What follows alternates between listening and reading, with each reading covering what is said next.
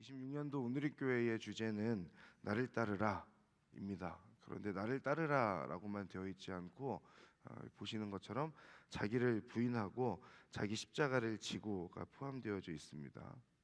나를 따르라, 자기를 부인하고 자기 십자가를 지고, 이것은 주님께서 우리들에게 하시는 부탁이나 권유가 아닙니다. 명령입니다. 나를 따르며 나와 함께 걷자는 주님의 부르심입니다.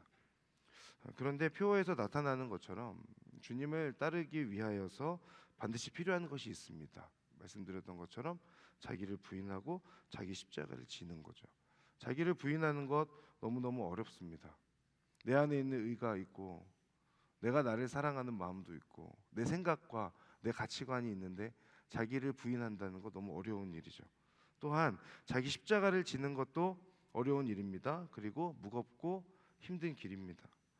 그럼에도 불구하고 주님을 따르기로 결단할 수 있는 것은 주님께서 베푸신 그 사랑의 깊이를 알기 때문이고, 그리고 나 같은 죄인을 위해 지신 십자가의 은혜가 얼마나 값진 것인지를 알고 있기 때문에 그렇습니다. 사랑하는 여러분, 올 한 해 우리가 자기를 부인하고 자기 십자가를 지면서 주님의 음성에 순종하는 삶을 통하여 주님을 따르며 주님의 부르심에 응답하는 저와 여러분이 되기를 간절히 바랍니다. 나아가서 나의 삶이 주님의 그 명령 앞에서 온전히 새롭게 되므로 모든 초점이 주님께로 온전히 맞추어지는 그 은혜가 우리들 가운데 있게 되기를 바랍니다. 오늘부터 우리는 12제자에 관한 내용을 함께 볼 것입니다. 12주에 걸쳐서 예수님의 12제자, 그 중에서 첫 번째로 보는 인물은 베드로입니다. 베드로는 예수님의 제자들을 언급할 때 가장 먼저 언급되는 그런 인물입니다. 그래서 보통 베드로를 예수님의 수제자 혹은 첫 번째 제자라고 그렇게 부릅니다. 그런데 성경 속에 베드로를 살펴보면 이 첫 번째 제자가 되기에는 부족함이 많아 보입니다. 예수님과 늘 함께 하였지만 정작 베드로는 예수님이 누구인지를 잘 모르는 것 같고, 또 때로는 너무 이렇게 오버하는 행동을 하는 것 같기도 하고, 성격도 급하여서 다혈질적이고 또 충동적이기도 한 인물이 베드로입니다. 그럼에도 불구하고 베드로를 예수님께서 첫 번째의 그 제자로 삼으신 것을 보면 오히려 베드로의 그런 성품 혹은 그런 모습들이 주님께서 보실 때에는 더 순수하거나 더 사랑스러워 보였던 것이 아닌가라는 생각까지도 듭니다.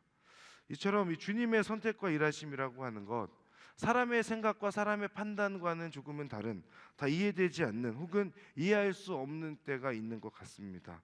그러나 주님께서는 다 뜻이 있기에 선택하셔서 부르시고 부르심에 순종한 자를 통하여서 주님께서 일하시는 것이죠. 저는 베드로를 묵상할 때 과거에 주셨던 은혜 중에서 가장 먼저 떠올리게 되는 표현이 하나 있는데, 그것은 깨어지기 쉬운 반석이라는 표현입니다. 전에도 말씀드린 적이 있지만 이 자리에 계신 분들 대부분 기억하지 못하실 것이기 때문에, 깨어지기 쉬운 반석, 베드로의 원래 이름은 시몬이지 않습니까? 그러나 예수님께서 당시 흔한 이름이었던 시몬이라고 하는 이름 대신에 베드로라고 하는 이름으로 바꿔주셨죠. 베드로는 반석이라고 하는 뜻을 지니고 있다는 걸 여러분 잘 아실 겁니다. 반석은 흔들리지 않고 깨지지 않는 단단한 것을 의미하는 거죠. 어떤 상황 가운데서도 요동하지 않는 것. 그래서 시편에서도 주님을 향하여서 주님은 나의 반석이십니다라고 고백하는 것은 나를 지지해 주시는 그 주님의 반석과 같은 붙들어 주심이 있기 때문인 거잖아요. 그런데 그 베드로, 반석은 흔들리지 않고 깨지지 않는 단단한 것, 그만큼 베드로는 굳건하고 단단한 믿음을 가진 자가 될 것이라고 하는 그 의미를 담고 있고, 그런 의미에서 주님께서 시몬이 아니라 베드로라고 이름을 바꿔주셨던 거죠.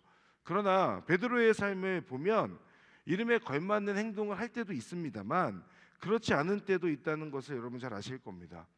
무리를 걷다가도 믿음의 부족으로 빠지기도 하고요, 겟세마네에서 기도할 때 피곤함을 이기지 못해서 잠드는 모습도 있고 예수님을 3번 부인하기도 했습니다. 예수님께서 반석이라고 불러주시니 믿음이 더 견고해질 것으로 그렇게 생각했지만 사실은 치열한 그 믿음의 씨름이 여전히 베드로 가운데 있었고, 그 베드로는 결국은 치열한 그 믿음의 씨름 가운데 마지막에 예수님을 부인하는 그런 모습으로 나타나게 되죠. 하지만 예수님께서 그런 베드로를 선택하시고 베드로를 쓰심으로 인하여 베드로가 온전히 주님께 쓰임 받는 삶, 주님의 이름을 드러내는 삶, 그 이후에도 계속해서 주님의 이름을 선포하고 복음을 전하였을 때 많은 사람들이 주님께 돌아오는데 쓰임 받는 삶이 되었던 것입니다. 그래서 저는 베드로의 삶이 깨어지기 쉬운 반석이지만 그러나 붙드시는 주님으로 인해서 깨지지 않는 반석, 깨질 수 없는 반석이 되었다라고 그렇게 묵상합니다. 주님께서는 베드로뿐만 아니라 우리를 부르실 때에도 믿음 위에 굳건한 반석과 같은 이로 우리를 부르신다고 저는 믿습니다. 세상의 거친 풍파 앞에서 흔들리고 깨어지기 쉬운 그런 반석과 같을 수 있지만 그러나 나를 붙들어 주시는 주님, 변함없이 나를 사랑해 주시는 그 주님으로 인하여 결코 깨지지 않는, 깨질 수 없는 반석과 같은 자로 우리를 세워 주신다는 것. 우리가 그 믿음을 붙잡고 주님을 따라가는 것입니다. 이 믿음으로 주님을 따르는 삶을 통해 굳건한 반석으로 살아가게 되는 저와 여러분이 되기를 간절히 바랍니다. 오늘 본문은 예수님께서 베드로를 부르시는 장면이에요. 예수님과 베드로가 처음으로 만나는 때인지는 모르겠지만 적어도 예수님께서 처음으로 베드로를 부르시는 장면인 것은 분명해 보입니다. 본문 속의 장면을 상상해 봤습니다. 어느 날 아침에 게네사렛이라고 하는 어느 한 호숫가에 배 두 척이 무태 정박해 있고 어부들은 그물을 씻고 있었습니다. 그물을 씻는다는 것은 낚시를 이제 하려고 하는 그 시작하기 위한 손질이거나 아니면 낚시를 마친 이후에 다음 낚시를 위한 손질일 거잖아요. 본문은 이제 후자에 속하게 되는 거죠. 그런데 오늘 본문을 통해서 알 수 있는 것처럼 어부들은 밤새도록 애쓰고 수고하며 물고기를 잡고자 했습니다. 그러나 오늘 본문에서 보는 것처럼 아무것도 잡지 못한 상태에서 새벽 아침을 맞이하게 되고요. 이제 그물을 씻는 것은 오늘 더 이상 물고기 잡는 것은 하지 않겠다, 포기하겠다라고 하는 그 의미를 담고 있는 행동이죠. 밤새도록 수고하였지만 수확이 없는 상태에서 지친 몸, 또 포기하는 마음으로 그물을 씻고 있는 거예요. 그러나 이런 베드로에게 지금 주님께서 찾아오십니다. 그리고 이 만남은 베드로에게 인생이 온전히 바뀌게 되는 터닝 포인트가 되는 거죠. 오늘 본문에서 제가 주목한 부분은 예수님께서 베드로에게 말씀하시는 장면입니다. 오늘 본문이 11절까지 긴 내용인 것 같지만 그 긴 내용 속에 예수님께서 베드로에게 하시는 말씀은 딱 두 문장, 두 마디가 나와요. 예수님께서 말씀하시는 그 두 문장, 정확히는 명령을 통하여서 베드로에게뿐만 아니라 저와 여러분에게도 주시는 주님의 음성을 듣게 되는 은혜가 있게 되기를 예수님의 이름으로 축복합니다. 아무것도 잡지 못해서 실망한 상태로 그물을 정리하고 있는 어부들에게 찾아오신 예수님. 그 예수님은 베드로의 배에 올라타서 사람들을 가르치십니다. 저 이 장면을 묵상하면서 예수님께서 어떤 말씀을 하셨을지 너무 궁금하더라고요. 지금 이들은 자신들이 원래 잘하는 것, 자신들의 직업인 어부로서 물고기를 잡는 일을 밤새도록 했지만 아무것도 잡지 못한 상태에서 지금 아침을 맞이하고 그물을 씻고 있는 거잖아요. 근데 베드로만 있는 것이 아니고 거기에 다른 사람들도 동료들도 같이 있잖아요. 근데 그들을 찾아가셔서 예수님께서 성경에는 기록되어져 있지 않은 어떤 말씀하셨을까? 위로의 말씀을 하셨을까? 아니면 뭔가 진리의 말씀을 전하셨을까? 이런 생각들을 하게 됐습니다. 밤사이에 잡힌 물고기가 없고 실망한 이들에게 어떤 말씀을 전하시는 그 비밀을 안다면 저도 목회할 때 실망한 분들에게 조금 더 좋은 이야기 할 수 있을 것 같은데 성경에 이 부분이 기록되어 있지 않은 것이 너무나 안타깝고, 근데 이 말씀을 마치신 이후에 예수님께서 이제 시몬 베드로에게 다가오시잖아요. 그것이 4절의 말씀인데요. 4절 말씀을 같이 한번 읽어보도록 하겠습니다. 시작. 말씀을 마치신 후 깊은 곳으로 나가 그물을 내리고 고기를 잡아라. 아멘. 물이 깊은 곳으로 나가서 그물을 내리고 고기를 잡으라고 하는 이 말씀은 어부인 베드로의 입장에서 볼 때는 받아들이기 어려운 명령이죠. 누군지는 지금 앞에 있는 저 사람이 정확히 누군지는 모르겠지만 적어도 앞에 있는 저 사람, 저분이 어부인 자신보다는 더 잘 알 리는 없잖아요. 잘 알면 내가 더 잘 알지 저 사람이 더 잘 알지는 못할 텐데, 그런데 지금 말하기를 물이 깊은 곳으로 나가서 그물을 내리고 고기를 잡아라, 강하게 이야기하고 있습니다. 이 명령은 사실은 받아들이기 어려운 모순을 몇 가지 담고 있습니다. 첫 번째는 시간적 모순입니다. 게네사렛 호수에서 물고기를 잡는 일은 밤에 이루어지는 일이었어요. 그래서 어부들도 밤새도록 물고기를 잡았다는 것이 물고기가 잡히지 않으니까 밤새도록 잡아봐야 되겠다라고 하는 것이 아니라 원래 이들은 늘 밤새도록 물고기를 잡는 사람들이었던 겁니다. 그러나 예수님께서 그물을 지금 내리라고 말씀하시는 이때는 밤새도록 물고기를 잡아보고 잡히지 않은 때니까 새벽일 가능성이 높지 않습니까? 더 많이 하면 아침부터 될 수 있겠죠. 물고기를 잡는 시간이 아닌 거죠. 그래서 지금 베드로와 어부들의 입장에서는 저 사람의 말이, 예수님의 말이 와닿지 않는 잘못된 말이라고 하는 것을 이제 어느 정도 인지하고 있는 거예요. 두 번째는 장소적 모순이라고 할 수 있는데, 당시 그물은 깊은 곳까지 다 닿기 어려운 그물이었다고 해요. 그러니까 얕은 곳에 가서 그물을 내려야 거기 있는 물고기들을 잡기 용이할 텐데, 깊은 곳에 그물을 내리라고 하는 것은 그들이 감당할 수 없는 혹은 통제할 수 없는 어려운 상태라는 걸 의미하는 거죠.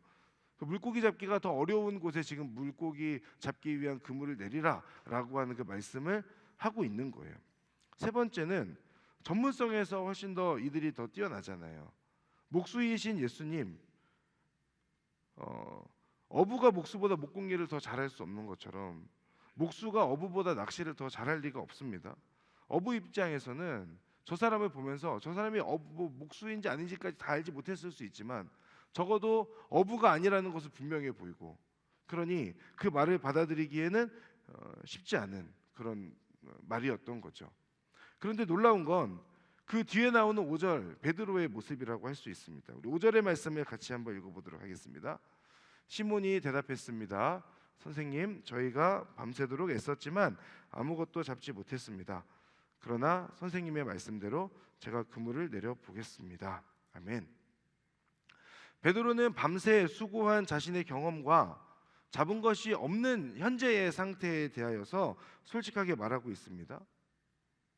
당신이 하고 있는 말이 지금 우리가 이미 했던 것이고, 그렇기 때문에 당신의 말대로 한다고 한들 물고기가 잡히지 않을 가능성이 높습니다라고 하는 이야기를 지금 하고 있는 거죠. 그러나 베드로는 거기에 머물지 않았습니다. 그는 자신의 경험과 현재의 상황보다 주님의 말씀을 더 중요하게 여깁니다. 선생님의 말씀대로 제가 그물을 내려보겠습니다. 이 부분에서 중요한 것이 그러나이겠죠. 저의 경험과 생각 안에서는 고기가 잡힐 일이 없습니다. 그러나 주님이 말씀하시니, 선생님이 말씀하시니 저의 경험과 생각을 잠시 접어두고 말씀하신 대로 한번 해보겠습니다라고 하는 것, 이것이 베드로의 고백이었어요. 팀 켈러 목사님이 이렇게 책에서 이야기합니다. 신앙이란 내가 이해할 수 있을 때만 순종하는 것이 아니다. 만약 내가 동의하는 부분만 순종한다면 나는 하나님을 믿는 것이 아니라 내 이성을 믿는 것이다. 참된 믿음은 내 이해의 한계 너머에서 하나님이 하나님이시기에 순종하는 것이다. 사랑하는 여러분, 나를 따르라, 자기를 부인하고 자기 십자가를 지고 예수님을 따르는 길, 예수님을 따르는 그 길은 내 생각 안에서 다 이해되고 받아들일만 해서 따르는 것이 아닙니다. 주님도 우리가 다 이해하고 따라올 거라고 생각하시면서 우리에게 나를 따르라라고 말씀하시는 것이 아닙니다. 주님께서는 오늘의 이 말씀을 부탁을 하시는 것이 아니라 분명하게 명령을 하고 계신다는 것은 우리에게 있어서 선택지가 없다는 거예요. 그저 자기를 부인하고 자기 십자가를 지고 예수님을 따라가는 것, 그 가운데 나의 생각과 나의 어떤 지혜 안에서 혹은 나의 삶의 경험 안에서 온전히 이해되지 않을 수 있지만, 그러나 그것들을 다 내려놓는 것을 의미하는 것이고, 그것을 내려놓음으로 인해서 주님, 제 생각에는 이거는 어려운 일인데요, 제가 해봤더니 경험상 안 되는 겁니다 라고 그렇게 말할 수 있었지만, 그러나 그 생각과 경험 안에 머물고 멈춘다면 팀 켈러 목사님의 글처럼 순종이 아닌 그저 이해하는 것일 뿐이겠죠. 우리가 믿고 고백하는 것은 주님, 저의 생각과 경험이 있습니다. 제가 이거 다 해봤는데 안 됐던 적이 있습니다. 그러나 주님께서 말씀하신다면 제가 한번 순종해보고 행해보겠습니다. 이것이 베드로의 고백이고 베드로의 고백을 보는 우리의 고백이 되어야 하지 않을까라는 생각을 해봐요. 우리의 고백이자 믿음의 선포, 주님께서 말씀하시니 제가 행해보겠습니다 라고 하는 것, 주님께서 말씀하시니 제가 순종하겠습니다. 이 믿음으로, 이 고백으로, 이 선포로 나아가는 저와 여러분이 되기를 간절히 바랍니다. 이 베드로가 말씀대로 이제 그물을 내렸습니다. 그랬더니 그물이 찢어질 정도로 물고기가 많이 잡혔어요. 그물을 다 혼자서 들 수 없을 만큼의 많은 물고기가 잡혀서 옆에 있는 동료들에게 도와달라고 요청하는 장면도 나옵니다. 그런데 이때의 반응이 더 놀랍죠. 8절, 우리 8절의 말씀 같이 한번 읽어보도록 하겠습니다. 시작. 시몬 베드로가 이 광경을 보고 예수의 무릎 앞에 엎드려 말했습니다. 그래서 떠나십시오. 저는 죄인입니다. 아멘. 물고기가 많이 잡힌 그 광경을 보고 예수님의 무릎 앞에 엎드려서 지금 베드로가 주님께 하는 말, 저에게서 떠나십시오. 저는 죄인입니다. 저라면 물고기가 많이 잡혔으니까 물론 내가 했던 말, 안 잡힐 겁니다라고 했던 그 말에 대한 민망함은 있겠지만, 그러나 일단 많이 잡혔으니 너무 좋고 기뻐서 예수님께 감사 인사를 먼저 했을 것 같아요. 여러분도 그러셨을 겁니다. 그러나 베드로는 달랐습니다. 주님, 내게서 떠나십시오. 저는 죄인입니다. 이것은 안 된다고 생각했던 자신의 모습이 부끄러워서가 아닙니다. 물고기가 잡히는 현장, 자신의 생각에서는 아까 말씀드렸던 그런 모순들처럼 잡히지 않을 가능성이 훨씬 더 많은 그 상황 앞에서 이제 물고기가 잡히는 것을 보게 되고, 그 물고기가 잡히는 그 현장에서 앞에 계신 분이 이분은 뭔가 다르다라고 하는 것을 깨달은 거죠. 주님이라고 하는 것을 깨달은 것. 지난 우리 오직 예수 새벽기도회 가운데 김승훈 목사님께서 말씀하셨던 것처럼 처음에는 선생님이었던 그 표현이 이 사건을 이후로 주님을 향하여서 주여라고 부르는 고백으로 바뀌게 되는 것이 이 포인트에서 있는 거죠. 자신의 생각에서는 처음에는 저 말씀대로 한다면 되지 않을 것인데, 그런데 그대로 순종해 봤더니 자신의 경험을 다 뛰어넘어서, 그동안의 생각들을 뛰어넘어서 물고기가 많이 잡히는 것들을 보게 되니까 저분은 내 생각을 뛰어넘는 분이구나라는 것과 동시에 이 세상의 자연 법칙도 거스르는 분이구나라고 하는 것을 깨닫게 되는 거예요. 그래서 그의 고백은 자신의 죄인됨에 대한 고백이었어요. 우리가 어둠 속에 있다가 갑자기 빛을 이렇게 또 보게 되면 눈이 부시게 되고 빛의 존재를 더 강렬하게 자각하게 되는 것처럼 베드로의 삶에 지금 한 줄기 빛이 임하고 있는 겁니다. 우리 스스로를 가장 잘 아는 존재, 첫 번째는 나를 만드신 하나님이시고 두 번째는 자기 자신일 것 아닙니까? 그런데 거룩하신 그 하나님의 빛 앞에서 자신의 존재가 온전히 노출되고 드러나는 것을 보게 되니 믿음 없고 더러운 자신의 모습이 너무너무 부끄러워지는 거죠. 그 주님 앞에서의 민망함, 그리고 죄인됨의 그 부끄러움, 그 앞에서 동시에 두려움이 엄습해오고 그 결과 외친 것, 주님, 저에게서 떠나십시오. 저는 죄인입니다. 거룩하신 주님 앞에서의 우리의 고백은 죄인이라고 하는 고백입니다. 나 같은 죄인이 하나님 앞에 설 수 없다는 고백. 그래서 베드로는 주님을 향하여서 주님 떠나십시오라고 그렇게 이야기하고 있는 거예요. 예수님이 싫어서가 아니라 예수님 앞에 서 있는 자신의 모습이 너무나도 싫었기 때문이죠. 우리가 예수님 앞에 나아갈 때 죄송하지만 저도 그렇고 여러분도 그렇고 주님 앞에 사실은 당당하게 나아가기는 어렵지 않습니까? 죄인의 모습으로 베드로처럼 처음 예수님의 그 현존 앞에서, 주님을 만난 그 상황 앞에서 주님 앞에 우리의 고백은 주님, 너무너무 저의 죄인됨을 깨닫게 되니까 주님, 저의 죄인됨 때문에라도 주님 앞에 서기가 너무너무 민망하고 부끄럽습니다 라고 하는 그 고백이 사실 우리의 고백이어야겠죠. 나 같은 죄인이 하나님 앞에 설 수 없다는 것. 그러나 그런 베드로의 외침 앞에 예수님께서는 떠나지 않으시고 떠나시라고 말하는 베드로를 향하여서 오히려 말씀하십니다. 10절의 말씀입니다. 10절 말씀도 같이 읽겠습니다. 시작. 세베대의 아들들이며 시몬의 동료인 야고보와 요한도 놀랐습니다. 그때 예수께서 시몬에게 말씀하셨습니다. 두려워하지 마라. 이제부터 너는 사람을 낚을 것이다. 아멘. 너무너무 유명한 말씀입니다.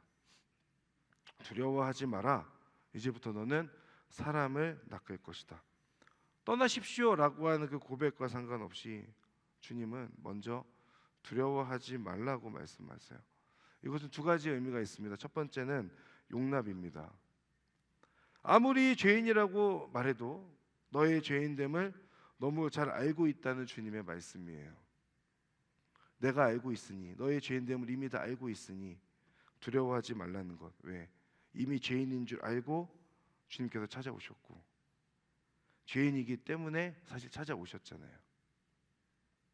아픈 사람에게 의사가 필요한 것처럼 죄인에게는 예수 그리스도의 은혜가 필요합니다. 예수님께서 하셨던 말씀이죠. 죄인의 모습 그대로 용납하시며 받아주시는 그 주님의 은혜를 기억하는 저와 여러분들이 되면 좋겠습니다. 주님께서 나를 그저 받아주시고 용납하여 주셨기 때문에 내가 지금 주님 앞에 주님의 자녀로 서 있다라고 하는 것. 또 하나는 소명입니다. 이제부터 너는 사람을 낚을 것이다.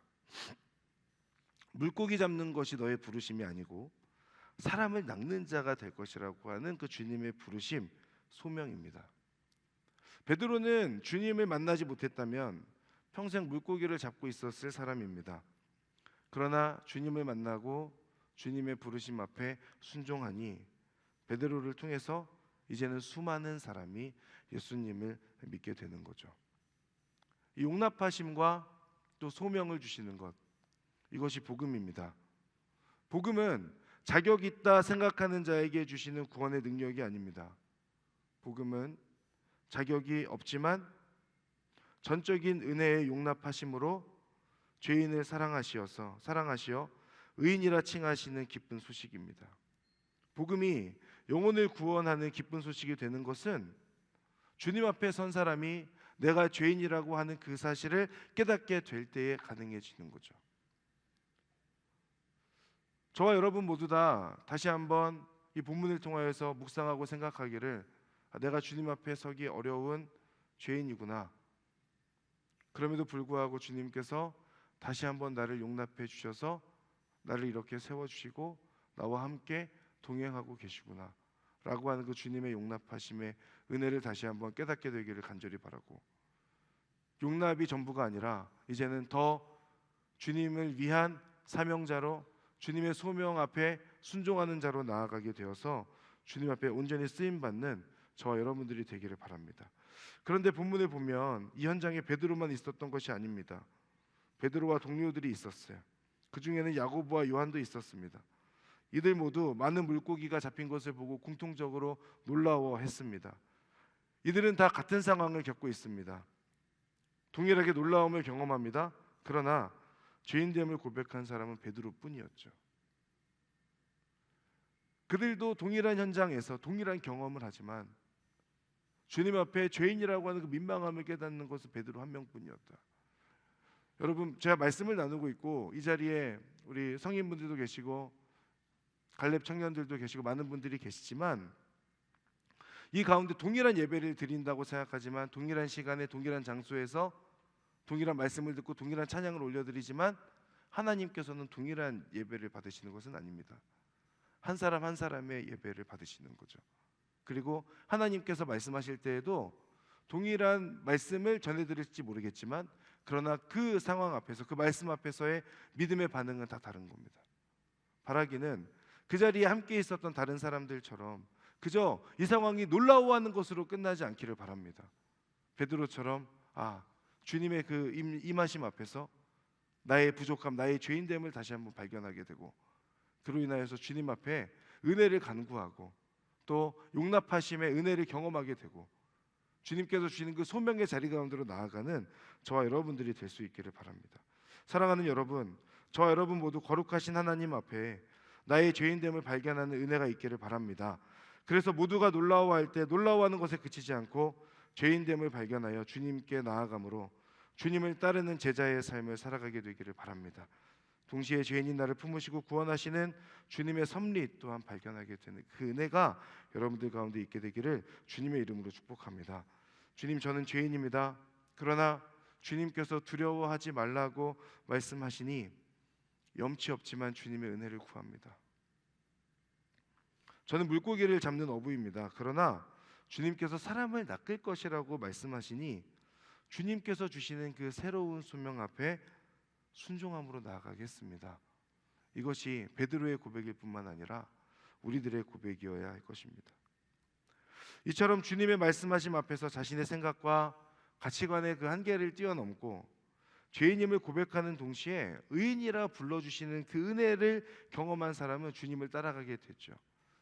마지막으로 11절의 말씀을 같이 읽어보도록 하겠습니다. 시작. 그리하여 그들은 자신들의 배를 되대고 모든 것을 버려둔 채 예수를 따라갔습니다. 아멘. 예수님의 은혜를 경험한 사람이 주님을 따라갈 때는 그냥 별 생각 없이 따라가지 않습니다. 오늘 본문에서 나오는 것처럼 모든 것을 버려둔 채 주님을 따르는 거죠. 이 부분을 보면서 무엇을 포기해야 되나라고 생각이 될 수 있습니다. 맞죠?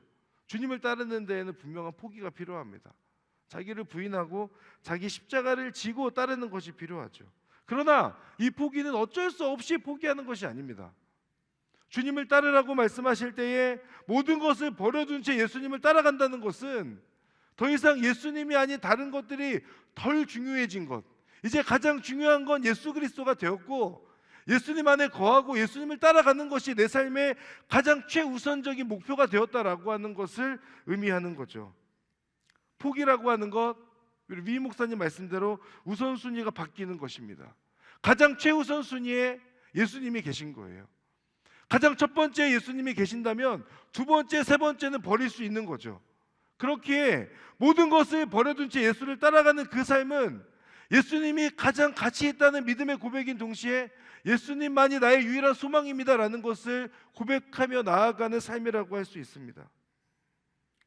그러니 세상을 뒤로할 수 있고 세상에게 마음을 빼앗기지 않을 수 있죠. 우리가 세상에게 마음을 빼앗기고 여전히 내 모습 속에 하나님이 아닌 다른 것이 내 마음에 자리 잡고 있다는 것은 무엇입니까? 하나님이 최우선 순위가 아니라는 거예요. 하나님이 전부가 아니라는 겁니다. 모든 것을 버려둔 채 모든 것을 버리기에는 이것이 아깝고 이것도 아깝고, 그러니까 주님을 따라갈 때 버릴 수가 없는 거죠. 그러나 예수님께서 따르라고 말씀하셨으니 억지로 따르는 것이 아니라 진정 감사와 기쁨으로 그것들을 버리고 주님을 따라갈 수 있는 것은 주님께서 나를 구원해 주셨기 때문이고 주님께만 유일한 구원의 그 소망이 있다는 것을 우리가 다 알고 있고 믿고 있기 때문에 그렇습니다. 그렇지 않습니까? 그렇기에 우리는 모든 것을 버리고 예수님께로 따라가고 예수님과 함께 걸어갈 수 있는 것이죠. 그런데 이 11절의 말씀에서 주목할 부분이 하나가 더 있습니다.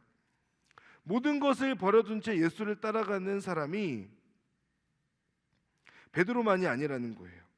11절의 말씀을 보면 그들은 자신들의 배를 대고 모든 것을 버려둔 채 예수를 따라갔다. 그들이라고 돼 있죠. 그들은 동료들. 오늘 본문에서는 야고보와 요한. 사랑하는 여러분, 예수님을 따르는 길은 혼자서 선택하고 혼자서 걷는 길이 아닙니다. 오늘 말씀에서처럼 함께 걷는 사람들이 있는 거죠. 저희 어머니가 그런 말씀을 하셨어요. 아무도 믿지 않는 가정에서 저희 어머니도 믿지 않았습니다. 제가 5살 때 처음 예수님을 믿게 되고 이제 제사를 계속 지내야 되니까 그것 때문에 많이 핍박을 받고 고민도 많고,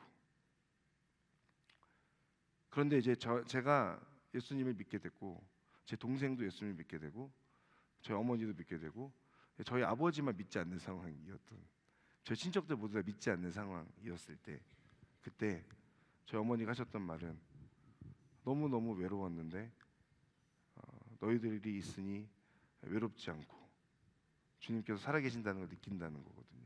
그 말씀을 하시더라고요.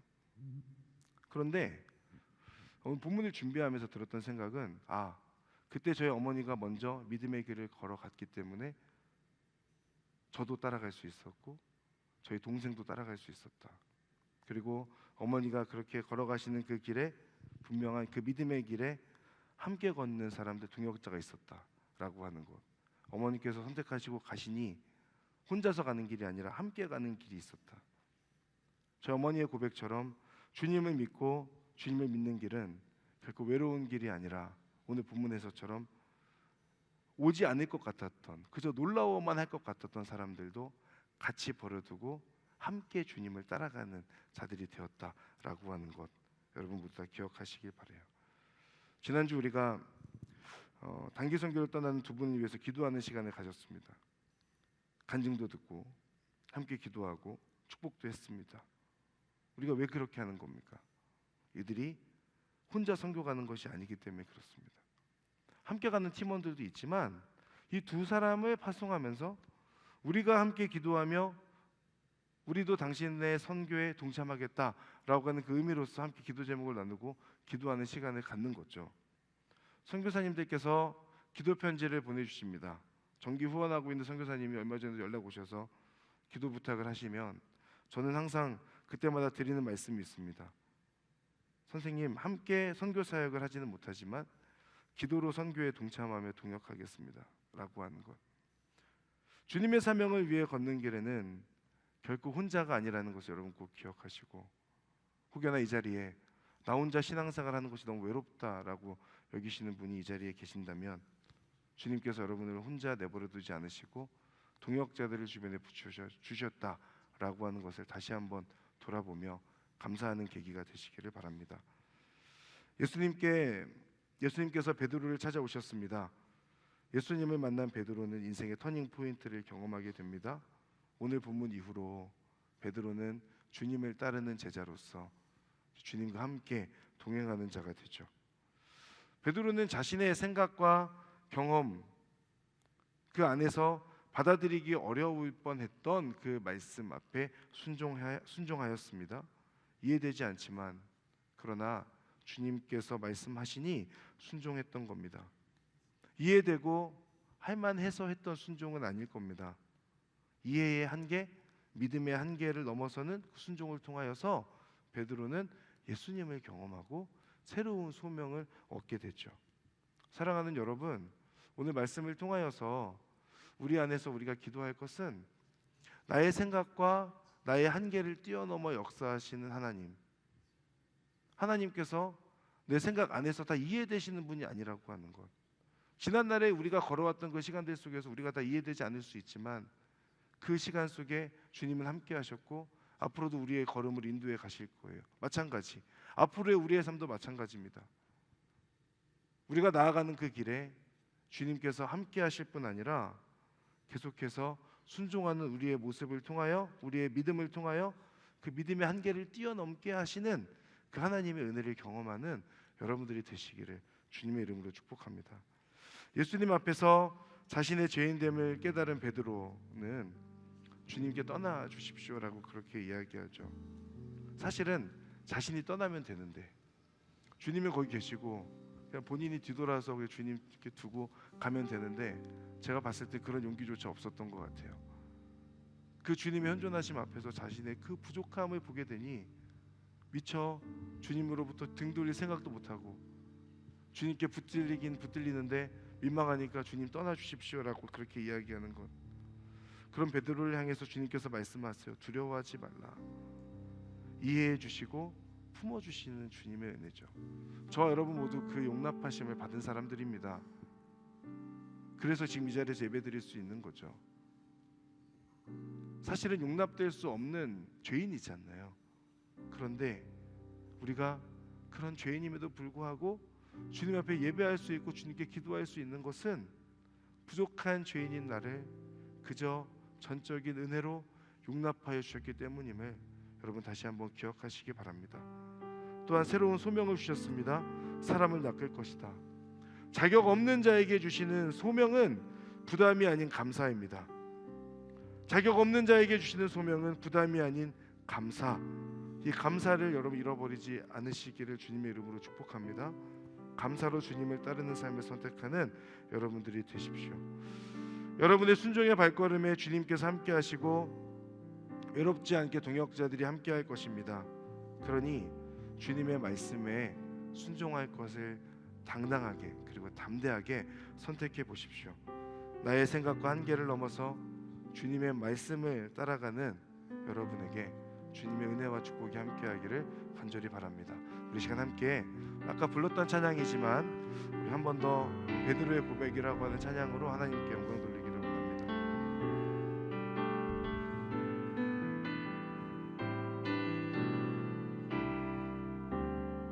내가 가장 후회하지 않는 일, 내가 가장 후회하지 않는 일,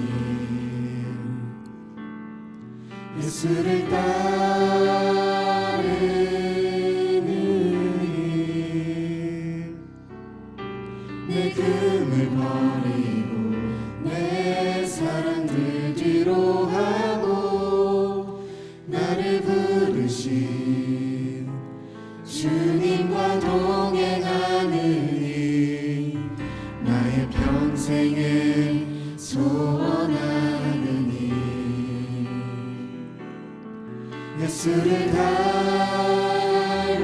닮아가는 일, 굳은 마음 제하시고 사랑을 가르치신 나의 예수님을 사랑하는 일, 날 부르심에 감사, 날 놓지 않으신 감사, 하늘 보좌 버리고 날 사랑하심에 감사, 나의 모든 삶을 남은 모든 인생을 예수님과 함께 걷겠습니다. 처음부터 한 번 더 찬양합시다.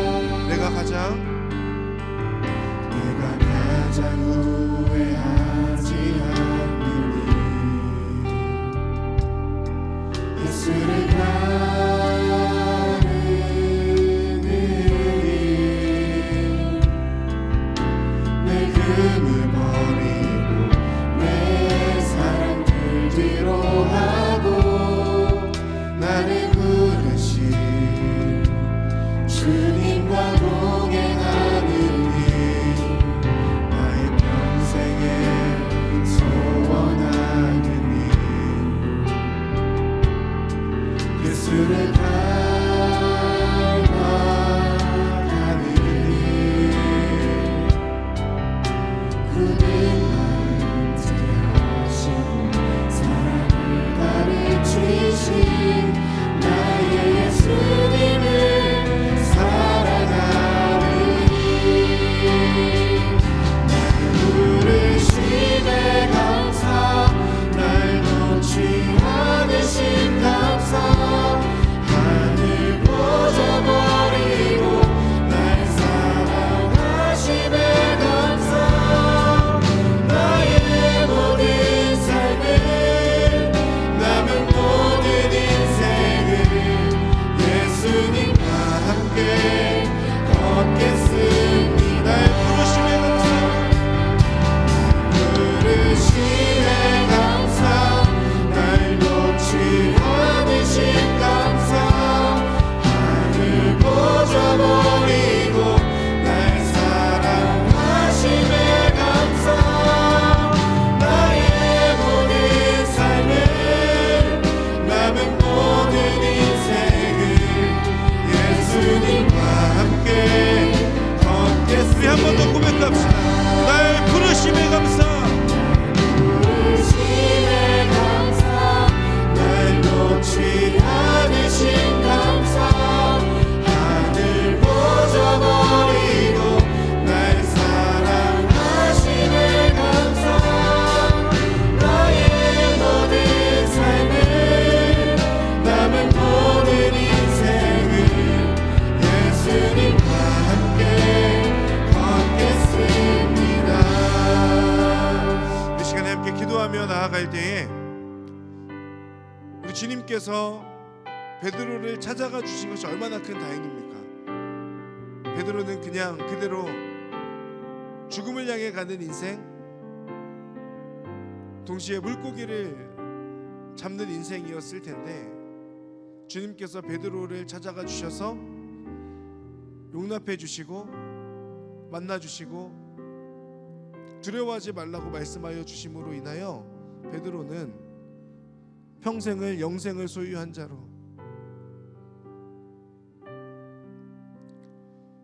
그리고 주님과 함께 주님을 따라가는 자로 살게 되었습니다. 저와 여러분도 베드로처럼 주님 앞에 설 때 주님, 저는 죄인입니다, 저 같은 사람을 주님께서 찾아올 수 없고 제가 주님 앞에 서기에도 너무너무 부족한 모습입니다 라는 것이 사실 우리의 고백입니다. 그러나 그런 우리의 고백 위에 주님께서는 사랑으로 덮어주십니다. 이 시간에 우리 함께 기도할 때, 주님, 제가 주님 앞에 죄인으로 서 있습니다.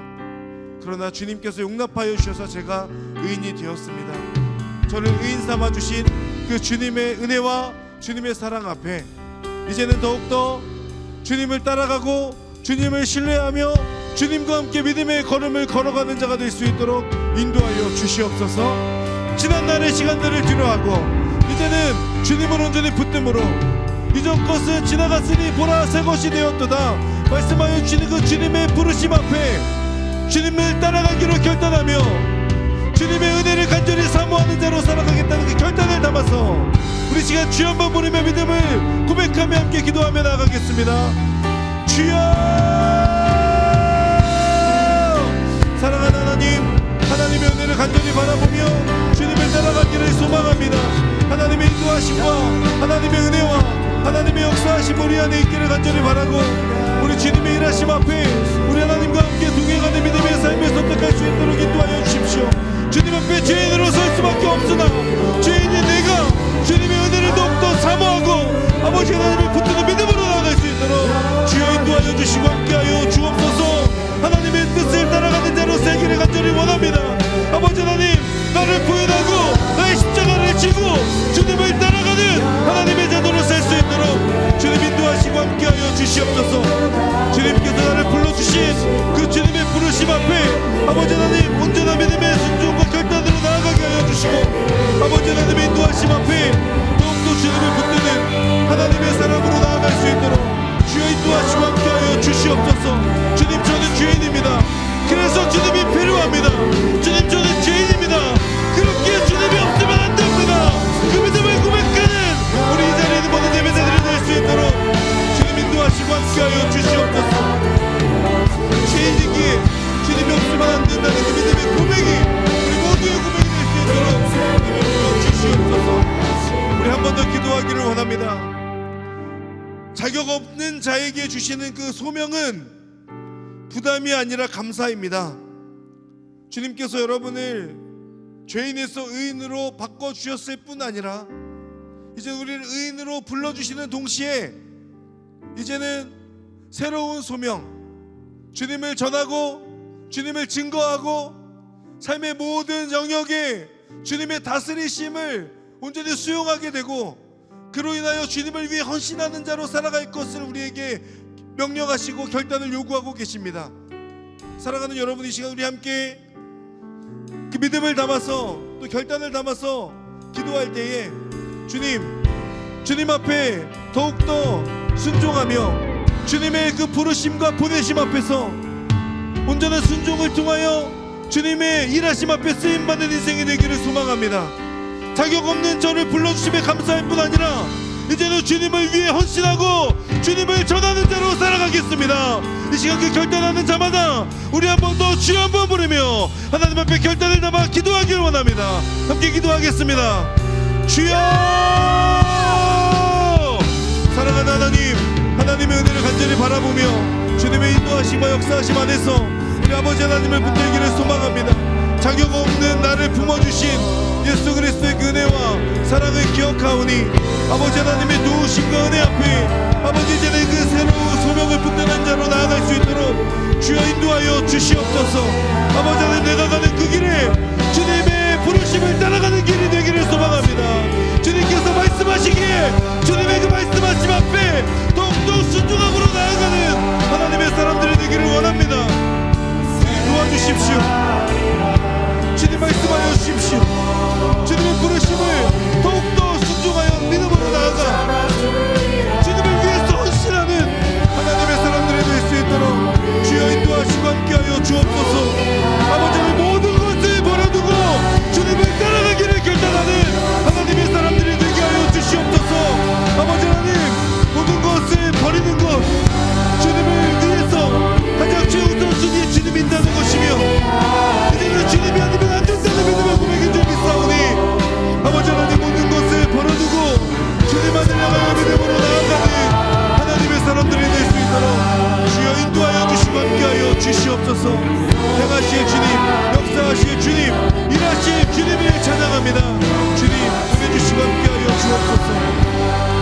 마지막으로 한 번 더 기도할 때에 여러분이 걸어가는 그 믿음의 길, 부르심의 길, 순종의 길, 소명의 길, 사명의 길에 주님께서는 여러분을 홀로 보내지 않으십니다.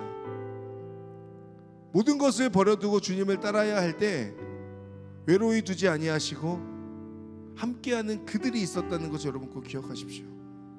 동시에 우리들도 마찬가지입니다. 주님을 위해 따라가는 우리의 선택에는 늘 우리와 함께하는 믿음의 동역자들이 있는 줄 믿습니다. 그리고 그들은 함께 기도로서 우리의 그 길을 세워가는 거죠. 또 우리는 누군가의 동역자가 되어서 그들이 가는 길, 그가 가는 길을 또 응원하고 기도로 북돋아 주는 겁니다. 여러분 이 시간 함께 기도하며 나아갈 때 여러분 주위에 있는 동역자들을 생각해 보십시오. 주님께서 여러분에게 주신 선물과 같은 존재들입니다. 동시에 스스로에게 질문해 보기를 나는 다른 사람에게 동역자가 되고 있는가? 이 시간 마지막으로 기도할 때에 주님 제가 누군가의 그 소명의 길, 사명자의 길을 걸어갈 때 동역자가 되어주기를 원합니다. 그리고 제가 걸어가는 그 길에도 함께 이 길을 걸어가는 믿음의 동역자들을 붙여주시옵소서. 또한 이미 저에게 붙여주신 그 믿음의 동역자들을 더욱더 소중하게 여기는 자로 살아갈 수 있도록 인도하여 주시옵소서.